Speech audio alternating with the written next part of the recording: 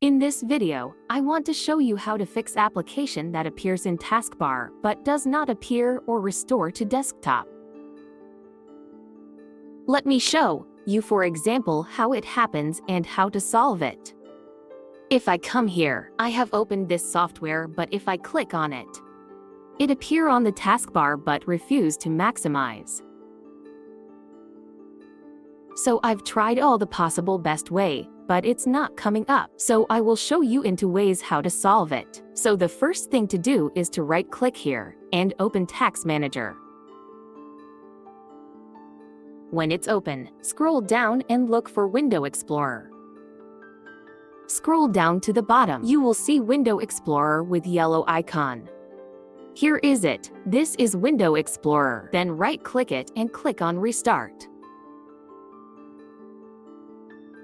Yes, it has restarted your Window Explorer. Then close this page. Now start the application again.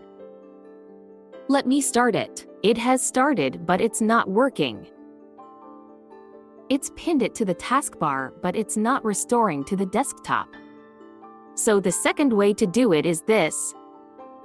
Come back to this empty space. Right-click here. You can see Lock the taskbar. Uncheck it once you unchecked it. Then at this point, just place your cursor on the icon. Then come to this place. Right-click and you can see Maximize. Click on it. You can see that it has maximized it.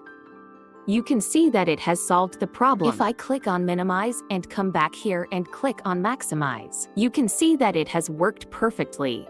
If after doing this it doesn't work, if it's still not working, this is what to do. Come back to this taskbar. Right-click and here, if this cascade windows is active, then click on it. In my own case, it's not active. If it is active, click on it. It will help you to restore the particular software that is hiding. But essentially, these are the two basic way of doing it. Let's know in the comments section which one of it worked for you.